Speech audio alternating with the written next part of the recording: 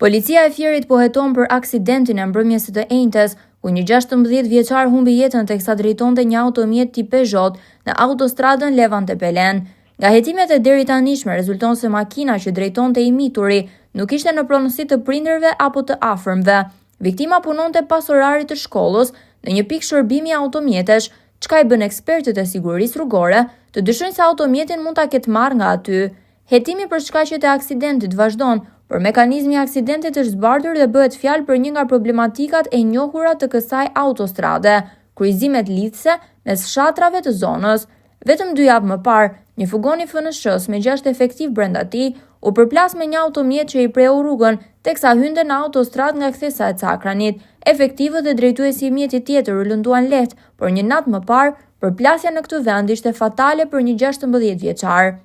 Fatkeqësisht në vëmbrëm patëm një humbje jetë një triu, gjë e cila normalisht s'është as pak e mirë. Unë i bëj thirrje gjithë prindërve, gjithë të afërme që kanë fëmijë dhe shikojnë një problematikë tillë të ndërhyjnë, sepse ato fëmijë nuk e bën burror një drejtim automjeti. Në mënyrë kategorike nuk duhet që të udhtoj një fëmijë në drejtim të automjetit.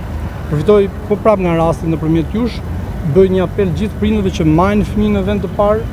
Nuk duhet të jetë në sërgjëlinë, të jetë lidhur, që ta mbrojnë të ardhmen, duke marrë këto masa fillimisht nga vetë prindrit, nga gjithë neve, që mos kemi pasoja siç kishim edhe rastin e mbrëmshëm. Në mënyrë shkretësore kemi bërë takime her pas here me pushtetin lokal, me ARSH-n për sa i përket këtyre problematikave që u thoni, dhe shumë shpejt do ndërmarrim edhe një rikondicion të gjithë akseve kryesore dhe rurale për të bërë një rikondicion të gjithë tabelave dhe një vendosje sinjalistikës dur që mos kemi problematika të tilla. Por ka problematika që ne i kemi pasuruar edhe ke pushteti lokal edhe ke ARSH.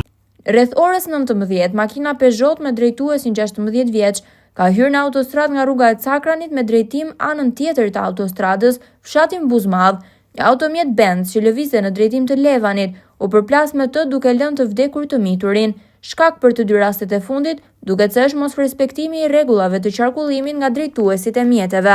Policia rrugore po heton se kujt i përket makina që ngiste 16 vjeçari.